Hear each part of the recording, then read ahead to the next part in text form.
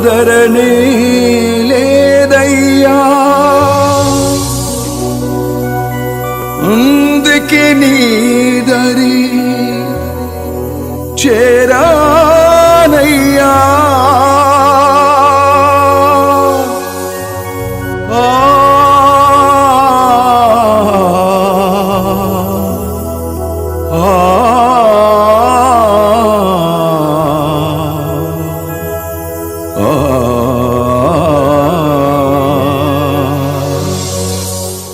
అపోస్తల కార్యం 4వ అధ్యాయం. అక్కడ ఒక సహవాసం ఉంది, అక్కడ ఒక సమాజ మందిరం ఉంది, విశ్వాసులు ప్రార్థన చేసుకున్నటువంటి సహవాసం ఉంది. అక్కడ వాళ్ళెవరు?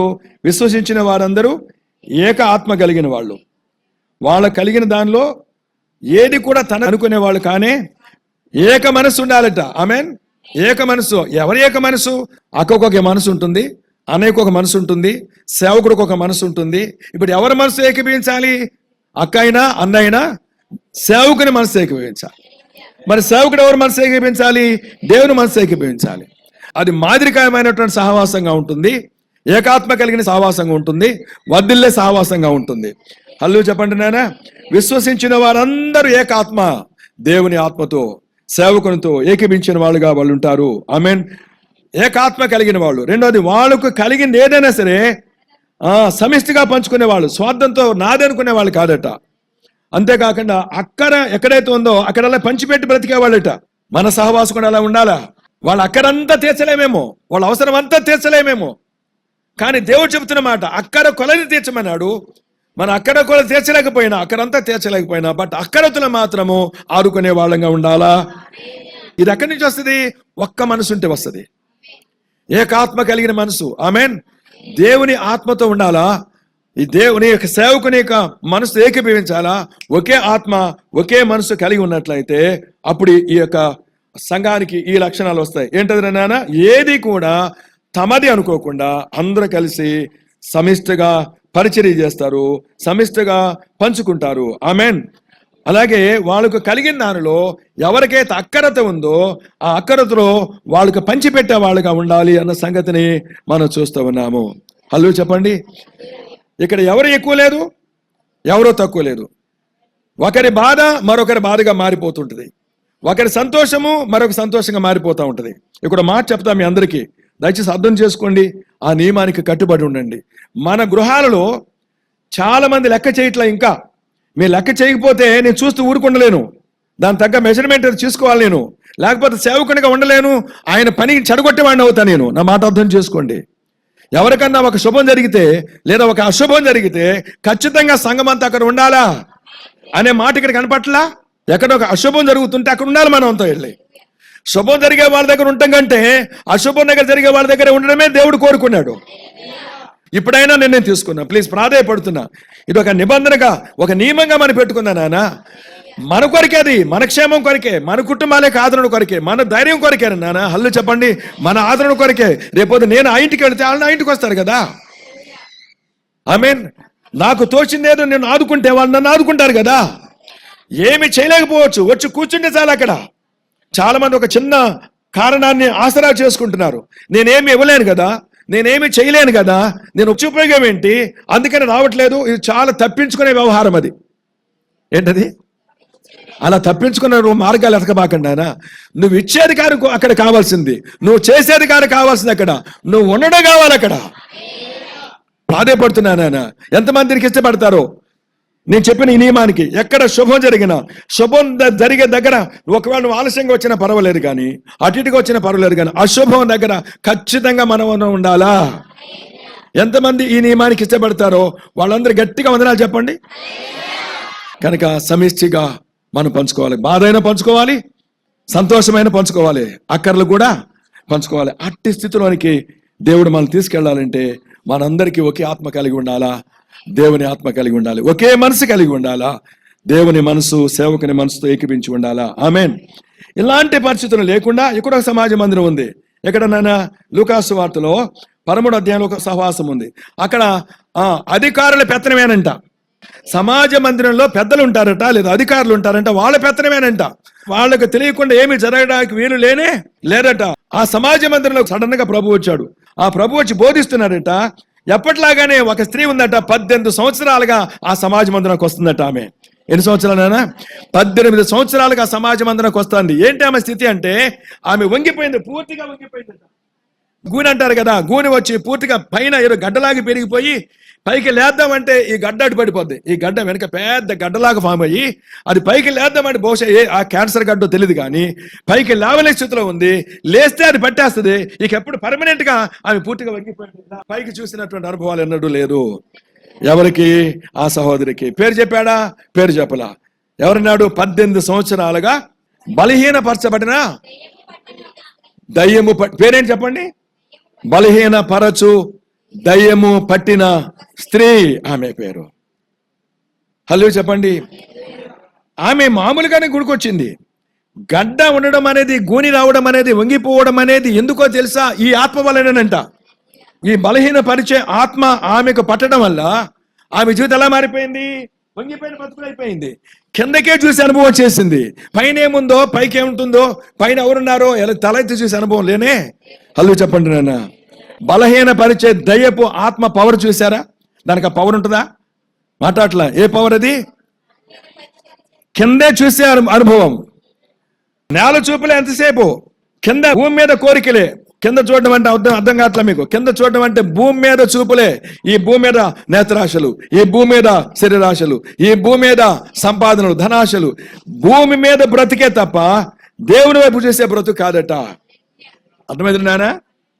కిందే చూడగలదా ఆమె? ఎందుకని కింద చూపులు వచ్చినాయి? పై చూపులు ఎందుకు లేవు? పై చూపు అంటే ఏంటి? పరలోక సంబంధమైన చూపులు లేవు. పరలోక వైపు చూడనివ్వలా, అడ్డుపడిపోయింది. స్తోత్రం చెప్తామా? ఇక్కడ కూర్చున్న మనలో కూడా ఈ బలహీనపరిచే ఆత్మ మన దగ్గర కూడా ఉంటుంది. బలహీనపరిచే ఆత్మ మన దగ్గర కూడా ఉంటుంది. ఏం చేస్తుంది అది? నేల చూపులో చూపిస్తుంది. భూ సంబంధమైన వాటి కొరకే వెతికేట్టుగా చేస్తుంది. ఈ భూ సంబంధమైన శరీరాశుల కొరకు, నేత్రాశుల కొరకు, జీవపడంబాల కొరకు, అహంకారాల కొరకే బ్రతికేటట్టుగా చేస్తుంది. దేవుని వైపు చూసేవాళ్ళుగా చేయనే. దేవుని వైపు చూడనివ్వదు అది. చూద్దామని పైకి లేవనివ్వదు అది. ఆమేన్. పైకి మాత్రం గుడికి వస్తాము. పైకి మాత్రం ఇవి కూడా అది కదా. నేల చూపులు చూస్తూనే భూమి వైపు చూస్తే ఆమె, ఈ భూలోక వైపు చూస్తే ఆమె గుడికి రావడం మానేసిందా? నామకార్థంగా గుడికి వస్తుంటాము. 18 సంవత్సరాలు కొనసాగుతుంది. ఆ 18 సంవత్సరాలుగా అక్కడ ప్రార్థన జరగట్లేదా? బోధ జరగట్లేదా? బోధ జరుగుతూనే ఉంది, ప్రార్థన జరుగుతూనే ఉంది, ఆరాధన జరుగుతూనే ఉంది. అక్కడ అంతా కూడా అధికారుల మెయింటెనెన్స్. ఆమేన్. ఇలాంటి సహవాసాలు ఉండకూడదని దేవుని ఉద్దేశం. అపోస్తల కార్యాల్లో ఉన్న సహవాసం ఉందే, అలాంటి సహవాసాలు మనం కలిగి ఉండాలి. మన సహవాసం అలా మార్చబడాలి. అలా మనం సిద్ధపరచుకోవాలి. దాన్ని అలా చేయడానికి మన శాశ్వత ప్రయత్నం చేయాలి. కానీ ఇక్కడ సమాజం మందిరం అలాంటిది కాదు. ఇక్కడ ఉన్న మందిరం అలాంటిది కాదు. ఇక్కడ అందరి ఒకరి పెత్తనం దాని మీద ఉంటుందట. హల్లు చెప్పండి. అధికారులు, సమాజ మందిరపు అధికారులు ఉంటారట. వాళ్ళకు తెలియకుండా ఏది జరగటానికి వీలు లేనే లేదు. ఆచారాలకు ప్రాధాన్యత అంట అక్కడ. చెప్పండి. ఆచారాలకు ప్రాధాన్యత. అక్కడికి వచ్చి సడన్ గా వాక్యం బోధిస్తూ అలా చూశారంట. చూస్తూ ఉంటే ఆమె కూర్చోకుండా లేకుండా అలా వంగునే ఉందట. కూర్చునే అవకాశం కూడా లేదు ఆమెకి. కూర్చున్నా కానీ వంగినే కనపడుతుందట. కంటి నిండా కనపడింది ఆమె. వెంటనే బోధ ఆమె వింటా ఉంది. బోధ ఆపేసి ఆమెను పిలిచారట. పిలిచామన్నాడు నాన్న. ఆమెను పిలిచి, అమ్మా నీ బలహీనత నుండి నీవు విడుదల పొందావని ఆమెతో చెప్పగా ఆమె మీద చేతులు ఉంచాడట. ఆమె చక్కగా నిలబడిందట. చక్కగా నిలబడి దేవుణ్ణి, చక్కగా నిలబడే వాళ్ళ మహిమపరిచేవాళ్ళు, చక్కగా నిలబడలేని వాళ్ళ మహిమపరిచేవాళ్ళు. ఇప్పుడు చక్కగా నిలబడి మహిమపరుస్తుందని రాశాడు. ఆ పై వచనంలో 11 చివరిలో ఒక స్త్రీ ఉంది. అచ్చట సమాజ మందిరంలో ఉంది. ఆమె పరిస్థితి ఏంట్రా? ఆమె నడుము వంగిపోయి ఎంత మాత్రమును చక్కగా నిలవబడలేకుండాను. అప్పుడు చక్కగా నిలవబడలేకుండా ఉన్నామే, ఇప్పుడు చక్కగా నిలవబడమే కాకుండా దేవుని నామాన్ని మహిమ తీసుకొస్తా ఉంది. హలో చెప్పండి నాన్న. ఎందుకు చక్కగా నిలబడలేకపోయిందంటే ఆమె మీద దయ్యం ఉందట. బలహీనపరిచే ఆత్మ ఉందట. ఏం చేసింది? ఆత్మ చక్కగా నిలబడనివ్వలేదట. ఆమెకు తెలియదు యేసుప్రభు వస్తాడని. అక్కడికి ఎప్పటిలాగానే ఆరాధన కదా వెళ్తున్నాను అనుకుంది. ఎప్పటి ప్రార్థనలే అక్కడ, ఎప్పటి ఆరాధనలు అక్కడ, ఎప్పటి బోధలే అక్కడ. ఏం మార్పు ఉండదు. ఎవరి సమస్యలతో వాళ్ళు వస్తారు, అదే సమస్యలు తిరిగి వెళ్ళిపోతారు. కనుక సమాజ మందిరంలో ప్రభు వస్తాడని, ఆయన ఈమెను చూస్తాడని, ఆయన బాగు చేస్తాడని ఈమె అనుకోలేదు, ఆశించలేదు కూడా. ఈమె అనుకోని సంఘటన జరిగిపోయింది ఆమెకు. ఈ రోజున ఇక్కడ కూర్చుని నీకు కూడా దేవుని ఆత్మ అనుకోని సంఘటనలు చేయగలిగే ఆత్మ అయింది. నువ్వు ఊహించిన కార్యాలు చేయగలిగే ఆత్మ అయినది. హల్లెలూయా. మామూలుగానే వచ్చావేమో, కానీ యేసయ్య ఇక్కడ ఉన్నాడు, ఆత్మదేవుడు పనిచేస్తూ ఉన్నాడు. నువ్వు గనక శ్రద్ధగా కూర్చోగలిగితే, వినగలిగితే గనక నీ జీవితంలో కూడా అద్భుతం చేయగలిగే దేవుడు. హల్లెలూయా చెప్దామా నాన్న? ఆమె జీవితం ఏంట్రా? చక్కగా నిలబడలేని జీవితము. ఎక్కడెక్కడ చక్కగా నిలబడలేదు? బాగుగా నిలబడలేని జీవితం. చక్కగా అన్నా బాగుగా అన్నా నిలబడలేని జీవితం. చక్కచక్క ఒక 10 అంశాలు మీకు చెప్తా. స్తోత్రం చెప్పండి రా. ఎక్కడ నిలబడలేదు? చాలా మంది మనలో కూడా చక్కగా బాగుగా నిలబడలేకపోతున్నారు. ఫలితంగా ఏమవుతుంది? దేవుని నామానికి మహిమ తేవడం లేదు. మరేం చేస్తున్నారు వాళ్ళు? అవమానం చేస్తున్నారు వాళ్ళు. ఎవరు ఉన్నారు అలాంటి వాళ్ళు? నేను మాత్రం కాదు అన్నట్టుగా ఉండాలి. నేనైతే అలా కాదు అని చెప్పాలా? అలా మార్చగలిగే శక్తి దేవుని దగ్గర ఉంది. హలో చెప్పండి నాన్న. ఎక్కడెక్కడ ఉండలేకపోతున్నారో, బాగా ఉండలేకపోతున్నారు, చక్కగా ఉండలేకపోతున్నారు. హలో చెప్పండి. కానీ ప్రభు ఎలాంటి వాడట? ఆయన గురించి ఒక మాట చెప్పాడు. మార్క్స్ వార్తలో ఒక మాట ఉంది ఆయన గురించి. నాన్న 7:30 చదవండి. ఆయన సమస్తమును బాగుగా చేయగలిగేవాడు, బాగుగా నిలబెట్టగలిగేవాడు యేసు ప్రభు. ఆమెన్. యేసు ప్రభు నమ్ముకున్నా చెప్తున్నాం, మనం బాగా నిలబడుతున్నామా? యేసు ప్రభు నమ్ముకున్న వాళ్ళు లక్షణం ఏంటంటే, ఆయన దగ్గర ఏ లక్షణం ఉంది? చక్కగా నిలబెట్టగలిగే శక్తి ఆయన దగ్గర ఉంది. బాగుగా నిలబెట్టగలిగే శక్తి ఆయన దగ్గర ఉంది. అలాంటి శక్తి కలిగే వాడిని నేను పూజిస్తున్నాను చెబుతూ కొడుక, అలాంటి శక్తి కలిగి దేవుడిని పూజిస్తున్నాను చెప్తున్నా కూతురా, ఎలా నిలబడుతున్నాం మనం? చక్కగా నిలబడుతున్నామా? మహిమపరుస్తున్నామా? అవమానం చేస్తున్నామా? ఇక్కడ కొన్ని చోట్ల మనం నిలబడలేమంట. చూడండి 1 తిమోతి 3:4 త్వరగా చదవండి. ఇంటి బాధ్యతల విషయంలో వాళ్ళు చక్కగా నిలబడలేదు. ఇంటి బాధ్యత భర్తదా భార్యదా? అమ్మా 128 కీర్తనలు చెప్తాడు దేవుడు. యెహోవా యందు భయభక్తులు గల వాడు ఇలాగూ వాడు అన్నాడా? భయభక్తులు గల వాడు ఆమె అన్నాడా? వాడి భార్య అన్నాడు, లోగిట భార్య అన్నాడు, అతని పిల్లలు అన్నాడు. హల్లు చెప్పండి. అంటే కుటుంబ బాధ్యత, కుటుంబం అంతా కూడా వద్దిలేదు. ఎవరిని బట్టి? యజమానుని బట్టి. స్తోత్రం చెప్తామా? కనుక చాలా మంది కుటుంబాల్లో చక్కగా నిలబడరట. భార్య దగ్గర చక్కగా నిలబడలేరంట. బిడ్డల దగ్గర చక్కగా నిలబడలేరట. స్తోత్రం చెప్పండి రా. బిడ్డల ముందు సాక్షులుగా నిలబడలేరట. రే ఏంట్రా బూతులాడుతున్నావేంట్రా అనే ధైర్యం వాళ్ళకు ఉండదంట. అరే ఏంట్రా నోటుకొచ్చి మాట్లాడుతున్నావు అనే ధైర్యం వాళ్ళకు ఉండదట. అరే ఏంట్రా పిచ్చి పనులు చేస్తున్నావేంట్రా, చెడు పనులు చేస్తున్నావేంట్రా అనే ధైర్యం వాళ్ళకు ఉండదట. ఎందుకని? వాళ్ళు యేసు ప్రభుత్వం ఉంటే కదా. ఆమెన్. ఆయనతో ఉన్న వాళ్ళని ఆయన చక్కగా నిలబెడతాడు. చదివారా 1 తిమోతి 3:12 తమ ఇంటి వారిని బాగుగా, అంటే భార్యను, పిల్లలని, కుటుంబంలో పరిస్థితులన్నింటినీ కూడా బాగుగా ఏలుబడి చేసే వాళ్ళగా చేసే దేవుడు ఆయన. కానీ ఆ పరిస్థితుల్లో చాలా మంది ఉండటం లేదంట. ఇంటిని పట్టించుకోరంట, భార్యను పట్టించుకోరంట, బిడ్డలను పట్టించుకోరట. వాళ్ళ స్వార్థం వాళ్ళదేనట, వాళ్ళ వ్యసనాలు వాళ్ళవేనట, వాళ్ళ ఆచారాలు వాళ్ళ సహవాసాలు వాళ్ళవేనట. ఆమెన్. ఇంట్లో ఆడబిడ్డలేమో బాధపడుతుంటారట. ఏ బాధ్యత ఉండదు, ఏ భారం ఉండదు. వెళ్తుంటాడు, ఆయనకు ఇష్టం వచ్చింది చేస్తూ ఉంటాడు, వస్తూ ఉంటాడు. ఆయన మాకు భారంగా మారిపోయాడు. మమ్మల్ని పట్టించుకోవడం కాదు, ఆయనే మాకు భారంగా మారిపోయాడు. ఇలాంటి సాక్ష్యాలు ఉన్నాయా? దేవుడు ఎలా చేయగలడు మనల్ని? చక్కగా కుటుంబ విషయంలో, కుటుంబ బాధ్యతల విషయంలో, బిడ్డల బాధ్యత విషయంలో చక్కగా నిలబెట్టగలిగే దేవుడు మనల్ని. ఎంతమంది తమ్ముళ్ళు ఎక్కడున్నారు? ఎంతమంది వివాహమైన బిడ్డలు ఎక్కడున్నారు? వాళ్ళ కుటుంబ బాధ్యతలు పట్టించుకునే వాళ్ళు ఉన్నారు. అలా లేకపోతే నువ్వు ప్రభువులు ఉన్నట్ట లేనట్ట, నామకార్థం గుడికి వస్తున్నట్టే. హలో చెప్పండి. మరి ఆ బోధ ఏమైంది అక్కడ? ఆ బోధలు కూడా అట్లాంటి బోధలే. అక్కడ అధికారులు అలాంటి వాళ్ళు, సమాజం అందరూ బోధకులు లాంటి వాళ్ళు కూడా అలాంటి వాళ్ళే, విశ్వాసులు లాంటి వాళ్ళే, బోధించే వాళ్ళు కూడా. ఖండింపులు ఉండవు, గద్దెంపులు ఉండవు. ఏంటో ఏం బతుకుతున్నావు, ఏం బతుకాయి, పిల్లల్ని పట్టించుకోవు, భార్యని పట్టించుకోవు, వాళ్ళు గోడలు ఏడుస్తూ ఉంటే ఏంటయ్యా నీ బ్రతుకు, ఎందుకయ్యా నువ్వు గుడికొచ్చేది అని ఖండించాడు. ఉంటాడా? ఉండడు. బోధించేవాడు ఖండిస్తాడా? బోధించేవాడు ఖండించడు. ఎందుకని? వాడు బతుకదే. మరి ఎందుకు ఊరుకున్నాడంటే, మళ్ళీ ఆ గట్టిగా ఖండిస్తే మళ్ళీ ఆడు కూడా రాంగు రూట్లోకి వెళ్ళాలి కదా. ఆడండి నాకు క్షమించాలి సేవకులు. హల్లు చెప్పండి. ఆ సేవకులు కూడా ఎక్కడైతే సేవకుడి గద్దింపు ఉండదో, వాక్యపు గద్దింపు ఉండదు, అక్కడ బరిదెగింపు ఉంటుంది. విశ్వాసులు ఏం చేసిన వదిలేస్తారు, మాట్లాడలేరు. మీరు వాళ్ళ ఇష్టాసనానికి చేసిన వదిలేస్తారు. నేను అట్లా వదలదాకి ఇష్టపట్ల మిమ్మల్ని. మీరు నా మీద దాడి చేసినా సరే బాధపడను. మీరు నా అక్కలు, నా చెల్లెళ్ళు, నా అన్నదమ్ములు, మీరందరూ క్రమంలో ఉండాలి. మనందరం కలిసి దేవునామని మా మీద తేవాలి. అందుకోసం నా ప్రయత్నం, నా పట్టింపు కోసం కాదు, నా మాట చెల్లాల్సింది మాత్రం కాదు. అర్థం చేసుకోమని ప్రాధాయపడుతున్నాను మిమ్మల్ని. హల్లు చెప్పండి. మిమ్మల్ని ఖండించగలుగుతున్నాను, గద్దించగలుగుతున్నాను. ఏంటి కారణం తెలుసా? ఆయన నన్ను చక్కగా నిలబెడుతున్నాడు. నేను ఒక సాధ్యమైనంత వరకు చక్కగా నిలబడ్డానికి ఇష్టపడుతున్నా. మీ ముందు నిలబడి ఖండించగలిగే స్థితిలో ఉంటున్నా. నేను కూడా ఈ ఇంటి బాధ్యతను పట్టించుకునే వాడికంటే ఇష్టపడుతున్నాను. మీరు మీ ఇంటి బాధ్యత తీసుకోవాలి, నేను మీ అందరి ఇంటి బాధ్యతలు, సంఘం యొక్క బాధ్యత నేను తీసుకోవాలా? చక్కగా నిలబడేవాడుగా ఉన్నామా? కుటుంబ బాధ్యత విషయంలో నిలబడరంట.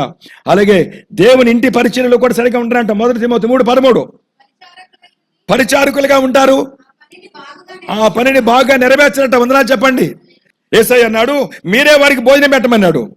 5,000 మంది ఉన్నారండి. ఎవడు అరే యేసుప్రభు ఏమో శిష్యులు చెప్తే ఆ శిష్యులు మళ్ళీ పెత్తనం చేశారా? వచ్చి అబ్బాయి నువ్వు అజ్జయ్ ఇజ్జయ్ పెత్తనం చేశారా?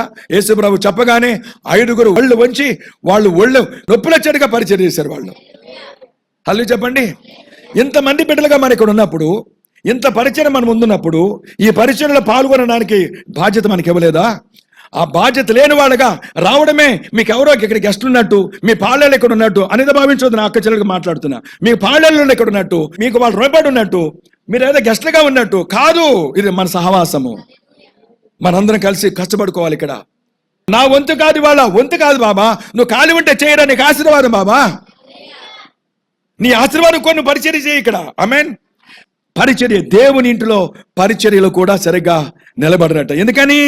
వాళ్ళు వంగిపోయిన వాళ్ళు, బలహీనాత్మ పనిచేస్తున్న వాళ్ళ మీద మాట్లాడట్లా. ఎందుకంటే అలా నిలబడలేకపోతున్నారు. చక్కగా ఏ మాత్రము నిలబడరంట వాళ్ళు.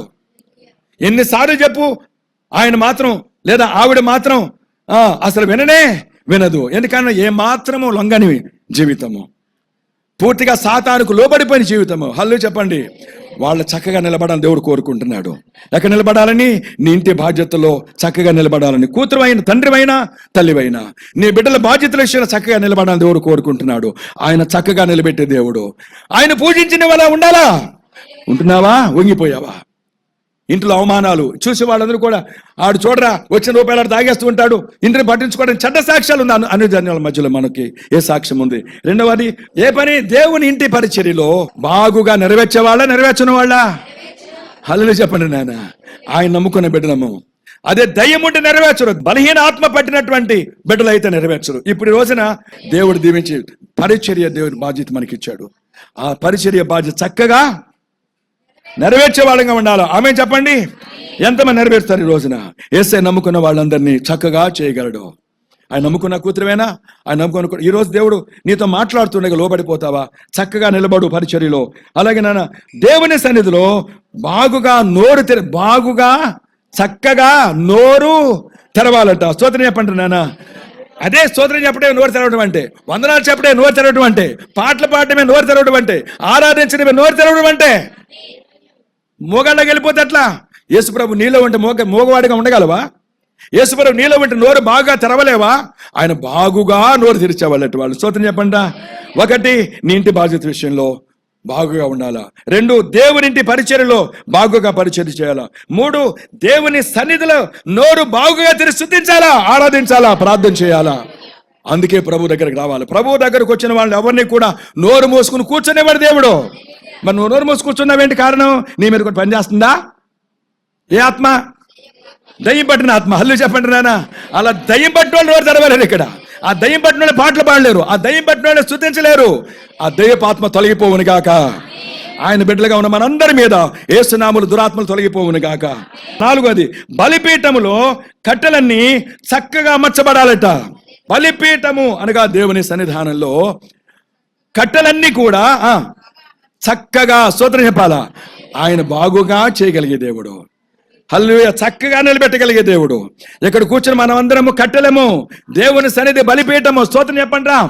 దేవుని సన్నిధి బలిపీఠము. ఇక్కడ మనం అందరము కట్టెలము. ఎలా ఉండాలా? చక్కగా పేర్చబడ్డ వాళ్ళంగా ఉండాలా. చల్లసిదరైపోకూడదా? నా దారి నాది, నీ దారి నీది, ఏదో కాసేపు పోదాం ఇక్కడి నుంచి కాదట. దేవుడు ఆశిస్తున్నాడు నువ్వు చక్కగా కట్టబడాలా. ఈ బలిపీఠపు మందిరపు పరిచర్యలో, ఈ బలిపీఠపు సహవాసంలో అమర్చబడిన చక్కని సహవాసం కలిగిన చక్కగా అమర్చబడడం అంటే చక్కని సహవాసం మనం కలిగి ఉండాలా. ఆమెన్. చాలా మంది అలా ఉండలేదట. కనుక దేవుడు ఉంటున్నావు అలాగా పరిచర్యలో. నేను చెప్పడం మామూలే, మీరు వినడం మామూలే, ఎవరి దాన్ని వెళ్ళిపోవడం మామూలే. కుదరదు రాని అలాగా. మనం ఒక చక్కని అమరికలోకి వచ్చేయాలా. హలో చెబుదామా నాన్న?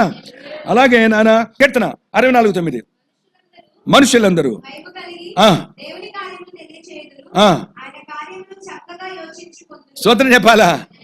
ఒకటి, ఇంటి బాధ్యతలు చక్కగా ఉండాలా. 2, దేవునింటి పరిచర్లో చక్కగా ఉండాలా. 3, దేవుని సన్నిధిలో నోరు తెరిచి స్తుతించి ఆరాధించి ప్రార్థించేవాడుగా ఉండాలా. 4, ఆయన బలిపీఠపు నిర్మాణంలో మనందరం కూడా చక్కగా అమర్చబడ్డ వాళ్ళగా ఉండాలా. హల్లు చేయి కలిపిన వాళ్ళగా, సహవాసం చేసే వాళ్ళగా ఉండాలా. చల్లా చెదురుగా ఉండే వాళ్ళగా ఉండకూడదు, చల్లా చెదురు చేసే వాళ్ళగా ఉండకూడదు. నువ్వు అమర్చబడితేనే కాల్చబడతావు. ఒక కట్టె కాలిందంటే మొత్తం నుప్పు అన్నిటికీ అంటుకుంటుంది. ఒకడు దేవుని ఆత్మ నింపబడితే అందరికీ దేవుని ఆత్మ వస్తుంది. కనుక సహవాసంలో మనం పేర్చబడ్డ వాళ్ళగా ఉండాలా. ఇప్పుడేమన్నాడు? మనుషులందరూ భయము కలిగి దేవుని కార్యములు తెలియచేయుదురు. అది ఏ కార్యాలు?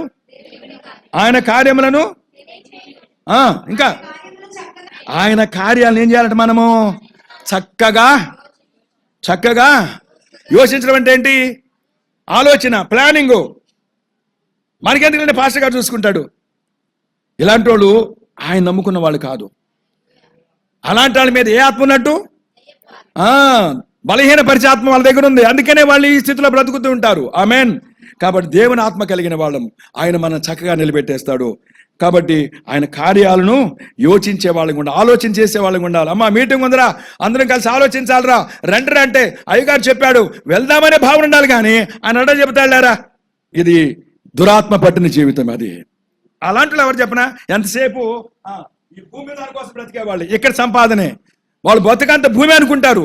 ఈ భూమి మీద బ్రతికే, ఇక్కడ ఆనందించాలి, ఇక్కడ సంపాదించుకోవాలి, ఇక్కడ గొప్ప వాళ్ళ బ్రతుకంతా భూమి కొరకే. ఎన్నడూ కూడా దేవుని ఆత్మ వైపు చూడరు వాళ్ళు. దేవుని ఆత్మ లేని వాళ్ళు, పరలోక ఆశ లేని వాళ్ళే ఇలాంటి బ్రతుకులో చక్కగా నిలబడలేక ఎక్కడ చూసినా దేవునికి అవమానం తెచ్చే వాళ్ళుగా ఉంటారు. కాబట్టి మన బాధ్యత ఏంటన్నా? ఆయన కార్యాల విషయంలో చక్కగా ఆలోచన కలిగి చక్కని సలహాలు ఇచ్చి చక్కగా దాన్ని యోచించి నెరవేర్చే వాళ్ళంగా ఉండాలి. సామెతలు 23:19 నా కుమారుడా నీ హృదయమైన ఏ త్రోవలోనైనా రాంగ్ రూట్లో కాదు, రాంగ్ థింకింగ్ లో కాదు, రాంగ్ ఆస్పెక్ట్స్ లో కాదు.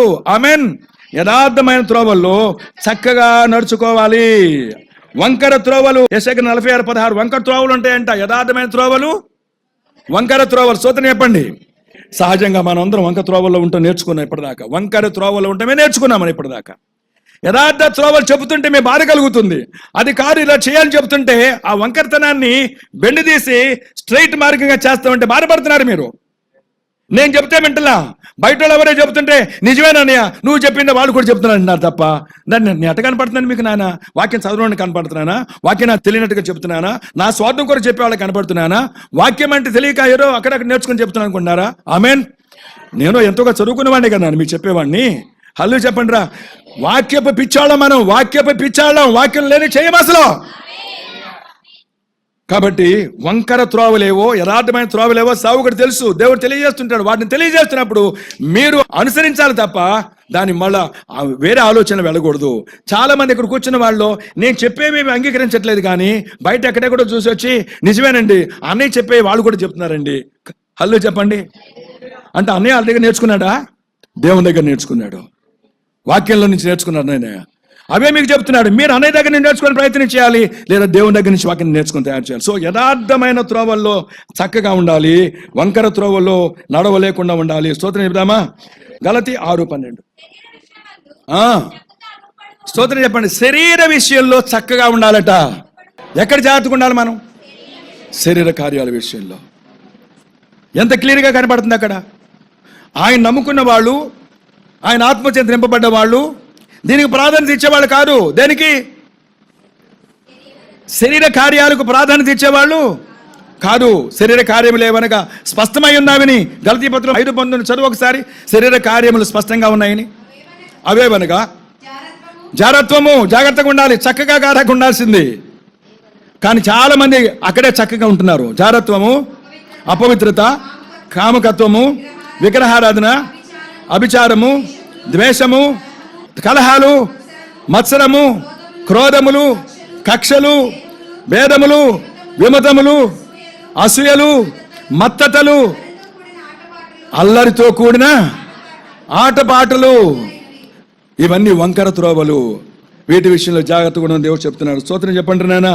శరీర విషయంలో మనం చక్కగా కనపడాలా, చక్కగా కనపడాలి. ఇవేమి మనలో ఉండడానికి వీల్లేదు. స్తోత్రం చెప్పండి నాన్న. అందుకని వీటన్నిటిలో కూడా చక్కగా నిలబట్టేది దేవుడైతే, ఒక్క చోటుకు నిలబడకుండా కొంగదీసేది సాతానుడు. ఎంతమంది ఉన్నారు ఇక్కడ? అపవాది నడకలోనే ఉన్నాం మేము. అపవాది మమ్మల్ని బెండి చేసేసింది. అపవాది జీవితం బ్రతుకుతున్నామేమో.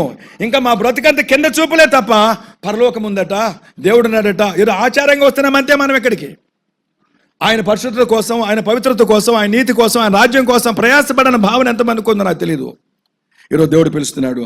అమ్మా నువ్వు రా అన్నాడు దేవుడు. నువ్వు రా అమ్మా అన్నాడు. ఎందుకయ్యా? నిన్ను బాగు చేసి, హలో చెప్పండి, నిన్ను నిలబెట్టి పై చూపులు చూసేదానిగా చేసి నన్ను మైపరిచేదానిగా చేస్తానమ్మా నిన్ను. ఈరోజు దేవుడు నేను పిలుస్తూ ఉండగా వస్తావా నాన్న? భూసమ్మను వంగిపోయిన జీవితం అంటే ఏంటి? తల పైకెత్తలేని జీవితం. ఎంతసేపు కిందే. చాలా మంది భూలోకం కోసం బ్రతుకుతున్నారు. ఇక్కడ సంపాదిస్తే పేరు తెచ్చుకోవాలి, ఇక్కడ గొప్పవాళ్ళుగా కనపడాలి, దీనికోసం బ్రతుకుతున్నారు. అలా కాదట. బోధ విన్నారట, ఆయన తాకాడట, డబ్బుతో ఆమెకు విడిపింపు శక్తి వచ్చేసిందట. మనల్ని స్ట్రైట్ గా నిలబెట్టగలిగేది ఏది? ఆయన బోధ, ఆయన యొక్క ఆత్మ తాకిడి. స్తోత్రం చెప్పండి. ఆయన బోధ, ఆయన ఆత్మ తాకిడి ఏం చేస్తుంది? మనల్ని చక్కగా నిలబెడుతుంది. ఆమేన్. దేవుడు నిన్ను పిలుస్తున్నాడు. నీ బలహీన తీసివేయడానికి ఇష్టపడుతున్నాడు. చక్కగా నిలబెట్టడానికి ఇష్టపడుతున్నాడు. దేవుని మహింపరిచే బిడ్డగా ఉండాలని ఆశపడుతున్నాడు. హల్లు చెప్పండి నాన్న. నీకు ఇష్టమేనా? చివరిగా హెస్కేలు గ్రంథం 3:24 చదువుకున్నాం. దురాత్మ పోయి దేవుని ఆత్మ మన మీదకి రావాలంట. బలహీనపరిచే ఆత్మ ఉండటం వల్లనే ఇప్పుడు చెప్పిన వాటిలో ఎక్కడమ్మా సరిగ్గా ఉంటుందా? స్తోత్రం చెప్పట్లేదురా. దురాత్మ, బలహీన ఆత్మ మనల్ని పట్టి పీడించడం వల్లనే ఇప్పుడు చెప్పిన వాటన్నింటిలో ఎక్కడా కూడా మనం నిలబడలేకపోతున్నాం. చక్కగా నిలబడమని దేవుడు కోరుకుంటున్నాడు. ఎట్లా నిలబడేది? ఆయన నిలబెడతాడు. ఎలాగంటే చదువుతున్నాడు అక్కడ. చదువురా నాన్న. మనం నేలకు వచ్చి ఆయన సన్నిధికి వచ్చి సాగిల పడితే ఆత్మ మనలో ప్రవేశిస్తాడు. ఆమేన్. నన్ను చక్కగా నిలవబెట్టి నాతో మాట్లాడే దేవుడుగా ఉన్నాడు. మార్క్స్ వార్త కూడా చదువుకుని ఆయన మనల్ని చక్కగా నిలబెట్టగలడు. ఆయన మన పరిస్థితులను చక్కగా మార్చగలిగే దేవుడు. హలో చెప్పండి. నేను పిలిచి చక్కగా నిలబెట్టి ఆయన మహింపరిచే బిడ్డగా చేసుకోవాలని, నిన్ను వాడుకోవాలని, నిన్ను దీవించాలని దేవుడు ఇష్టపడుతున్నాడు. హలో చెప్పండి. ఈరోజు నా కోసం చెప్తున్నాడు అనుకోవడానికి లేదు. ఆమె ఊహించాల యేసుప్రభు వస్తాడని. ఈరోజు ఈ పాట నీకు వస్తాను నాకు తెలియదు కదా. అందుకే నీ పుస్తకంలో చదివిస్తున్న పాట నా సొంతంగా చెప్తే నా కోసం చెప్పాడు అంటావని నేను ఆ పుస్తకంలో చెప్తున్నా. ఆ పుస్తకంలో బైబిల్ వాక్యాలని చెప్తున్నాను. హల్లు చెప్పండి. ఈ రోజున ఎవరు చక్కగా నిలబడలేని బ్రతుకులు ఉన్నారు? ప్రార్థన చేసుకున్నామా? ఒక నిమిషం తలలు ఉంచుకున్నామా? కళ్ళు మూసుకున్నామా? అందరూ కూడా కళ్ళు మూసుకోండి. దేవుని ఇంటి పరిచర్లోని నమ్మకంగా ఉంటానైనా ఇన్నాళ్ళు చక్కగా నిలబడలేకపోయి నాతో మాట్లాడుతున్నావు దేవా. దేవుడు మాట్లాడుతున్నాడు. ఆయన ఇంటి పరిచయం నమ్మకంగా ఉన్న చక్కగా నిలబడమంటున్నాడు. దేవుని సన్నిధిలోకి వచ్చిన తర్వాత నోరారా పాడేవాళ్ళుగా, స్తుతించేవాళ్ళుగా, ప్రార్థించేవాళ్ళుగా, మూగవాళ్ళుగా ఉండకుండా ఉండాలని ఆశపడుతున్నాడు దేవుడు. మూగాత్మ పట్టిన వాళ్ళు, దెయ్యపాత్మ పట్టిన వాళ్ళు అలా ఉంటారట. కానీ ఆయన ఆత్మ మిమ్మల్ని చక్కగా నిలబెడుతున్నారు. నోరు ఆరా తెరిచి పాటలు పాడేవాళ్ళుగా, ప్రార్థించేవాళ్ళుగా చేస్తారట. ఆయన కార్యాల గురించి ఆలోచన చేసే విషయంలో చక్కగా ఉన్నావా? హల్లెలూయా చెప్పండి ఒకసారి బిగ్గరగా. హల్లెలూయా చెప్పండి. ప్రాధేయపడుతున్నా ఈ విషయంలో. అయ్యా ఫలానా విషయం మాట్లాడాలి రండి అంటే అందరూ వద్దామా? ఆయన కార్యాలయంలో మనం కూడా యోచన చేద్దామా? మనకెందుకు ఇలా కూర్చుంటారా? మనకెందుకు కూడా కూర్చునే వాళ్ళకి ఈ ఇంటికి సంబంధం ఏమైనా ఉందా? వాళ్ళు ఎవరు వెళ్తారు అనుకున్నప్పుడు ఇంటికి ఎందుకు వస్తున్నావు? ఇంకా నువ్వు ఇల్లు నీదే కదా, నీ బాధ్యత లేకపోతే ఎలాగా? దేవుడు అంటున్నాడు ఈ ఇంటి కార్యాల విషయంలో యోచించడానికి నిలబడతావా? చక్కగా అంటున్నాడు దేవుడు. నిలబడతానంటావా? ప్రభు దైవజనుడు చెప్పగానే వెళ్తాము నాయన. నోరు తెరిచి ప్రార్థన చేసుకో. అయ్యా నీ ఇంటి కార్యాలు చేసే విషయంలో, నీ ఇంటి కార్యాలను ఆలోచించే విషయంలో నన్ను చక్కగా నిలబెట్టు నాయన. నా వంకర త్రోవలు తీసివేసి యథార్థమైన త్రోవలు నడిపించు నాయన. నన్ను చక్కగా నడిపించు నాయన. నా శరీర కార్యాల విషయంలో కూడా నన్ను చక్కగా నిలబెట్టు నాయన. ప్రార్థన చేస్తావా? శరీర కార్యాల విషయం చక్కగా నిలబెట్టు ప్రభువా. దురాత్మ వీటన్నిటిలో కూడా బలహీన ఆత్మ, ఈ ఆత్మ పట్టి ఆమె అన్నిటిలో కూడా ఫెయిల్ అయిపోయింది, వంగిపోయింది, నిలబడలేకపోయింది, ఏమాత్రం నిలబడలేకపోయింది. ఇన్నాళ్ళు నువ్వు కూడా అంతే కదా. చాలా మంది ఇక్కడ కూర్చున్నాడు ఇన్నాళ్ళు అంతేగా, అట్లాగే ప్రవర్తించారు కదా. కానీ దేవుడు అంటున్నాడు అలా కుదరదు నాన్న. మీరు రావాలి, మీరు తాకబడాలి, మీరు చక్కగా నిలబడాలి, నా మహిమ కొరకు ఈ పరిచయలో పాల్గొనాలి, నా నామానికి మహిమ తేవాలని కోరుతున్నాడు. ఆయన ఆత్మ మనలోకి వస్తుందట, మన చక్కగా నిలబెడుతుందట. హల్లెలూయా. అడుగుదామా, ప్రభువా నీ ఆత్మ నాలోకి పంపించయ్యా, చక్కగా నిలబడకుండా చేసే దురాత్మను తీసేనా ఆయన, నీ ఆత్మ నాలుగు పంపించు ప్రభువా.